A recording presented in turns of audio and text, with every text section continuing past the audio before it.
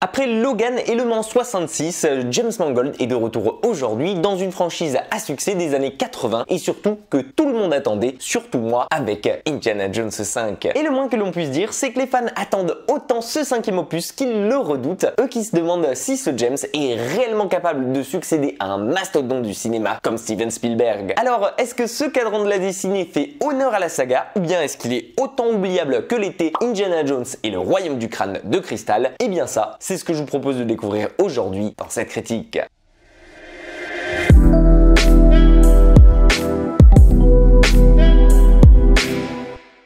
D'années après le Crâne de Cristal, sous l'aube des années 70 et surtout sur fond de conquête spatiale, c'est sous cette aube-là que nous allons retrouver aujourd'hui notre cher professeur Jones sur le point de prendre sa retraite une bonne fois pour toutes. Seulement voilà, Indiana Jones oblige, vous imaginez bien qu'il ne va pas se retirer sans une toute dernière aventure. Et effectivement, c'est pile à ce moment-là que va débarquer dans sa vie Helena Shaw, sa filleule, la fille de son meilleur ami, mort en devenant fou en recherchant le cadran d'Archimède toute sa vie. Un artefact bien particulier, conçu à peu près 2000 ans avant notre ère et qui aurait, selon des légendes, la capacité de permettre à quiconque de l'utiliser pour voyager à travers le temps et changer l'histoire au passage. Et comme bien entendu il s'agit d'un Indiana Jones, ils ne sont pas les seuls sur le coup et ils vont devoir faire face tout au long de leur aventure à un certain professeur Schmitz, un ex-nazi qui a plusieurs projets en tête pour eux. Alors comme vous le remarquez déjà, j'imagine rien qu'à ce léger synopsis afin de vous donner un avant-goût de cette aventure, eh bien on remarque que chez Disney et plus spécialement chez LucasArts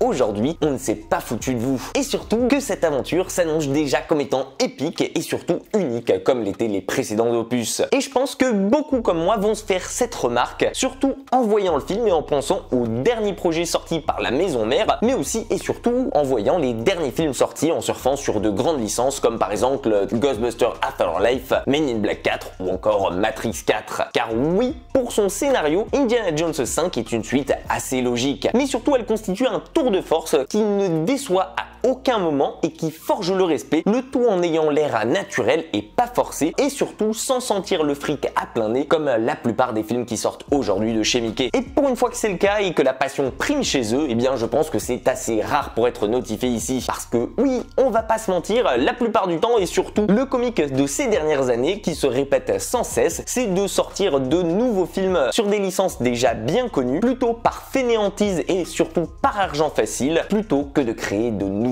licence. Personnellement, moi quand je suis allé voir cet Indiana Jones 5, c'était à l'origine ma plus grosse crainte de voir un film Disneyifié au possible, dénaturé de son côté mature et sérieux qui appartenait à la trilogie de base, et surtout de voir ici un Indiana Jones devenir un cash grab sur le dos des fans, ce qui aurait pu largement arriver. Mais attention, ça aurait été justement en oubliant qui se trouve à la barre de ce projet et qui dirige tout ça, à savoir notre bienfaiteur James Mangold. Tout simplement mon sauveur à Hollywood et surtout un très bon réalisateur à qui on doit The Wolverine, Walk the Line, Night and Day, Logan et surtout Ford vs Ferrari, que des classiques. Et on peut le dire aujourd'hui, sa carrière vient de prendre un énorme tournant en réussissant à faire ce que tout le monde pensait seulement Spielberg est capable à l'origine, à savoir nous réaliser un très bon Indiana Jones. Alors oui, vous l'aurez sûrement deviné, j'ai adoré et survalidé le scénario de ce cinquième film. Mais là n'est pas la question, et ce n'est pas uniquement un bon scénario qui fait un bon film. Bien au contraire, l'histoire nous l'a déjà d'ailleurs appris par le passé. Mais justement, ne vous inquiétez pas, car pour tout le reste, Mangold a bel et bien pensé à vous. Vous vouliez de l'action épique pour ce film? Eh bien, vous allez être servi. Vous souhaitiez voir des cascades et des courses-poursuites en tuk-tuk, en avion ou même à dos de cheval? Ça aussi, Mangold l'a fait. Vous trouvez qu'il n'y a pas assez de moments mémorables dans le Royaume du Crâne de Cristal? Eh bien, pas de panique, ici c'est un florilège de scènes splendides, de moments tristes, d'autres remplis de bonheur et surtout une claque visuelle pour son côté représentatif de l'époque, que ce soit en 69 comme en 45 ou pour toutes les autres périodes revisitées au cours du film. Et d'ailleurs, en parlant de ça, je trouve sincèrement que ce cadran de la destinée a fait un excellent boulot au niveau de ses décors et surtout de ses costumes. Mais ce n'est pas tout, parce que si vous êtes aussi un fan de l'humour qui englobe le personnage d'Indy et la trilogie originale, eh bien de ce côté-là, Mangold l'a aussi fait et reste fidèle tout au long de son œuvre. Et enfin, last but not least, vous vouliez de la musique épique et surtout une bande sonore magnifiquement créée pour l'occasion, et que vous pourriez écouter en boucle juste après la séance, eh bien ça aussi Mangold, enfin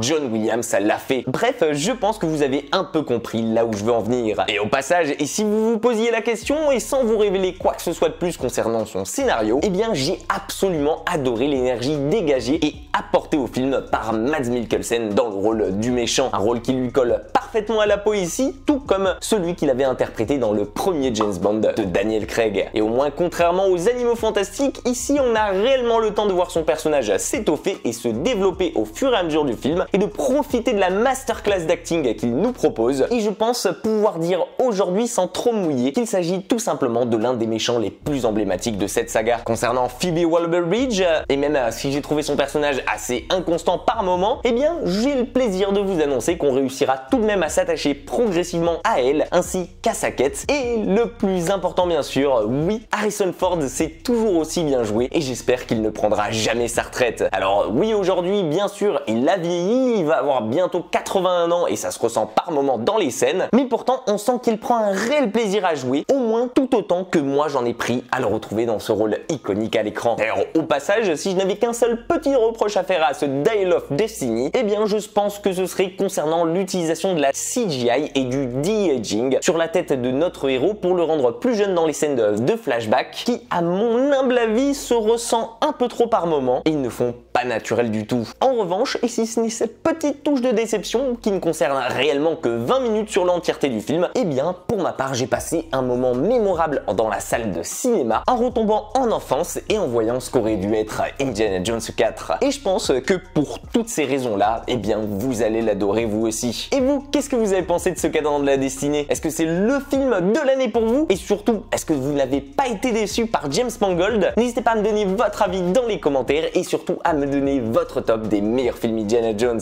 En attendant, pensez à liker la vidéo si elle vous a plu, à vous abonner à la chaîne si ce n'est pas déjà fait. Prenez soin de vous et pour ma part, moi je vous dis filez voir le film et à très vite pour une toute nouvelle critique.